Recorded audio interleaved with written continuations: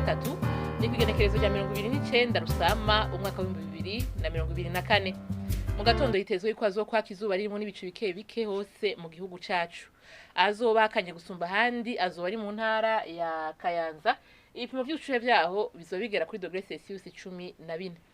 Kumingamo naho hazobandanya haka izuba harimo n'ibicu bike bike hose mu gihugu cacu.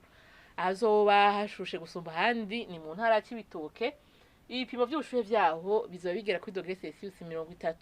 Ejo mu gatondo hitezwe ko izuba rizoseruka igihe cy'isaha 12:02 rirenge igihe cy'isaha 12 ziburamwo iminota 2 z'umugoroba. Nuko rero ni hana makuru ategekanye ikirere cyo kuri uyu wa gatatu agarukiye. Mwakoze mwese kuyakurikira, nimugira umugisha ahiwanyu.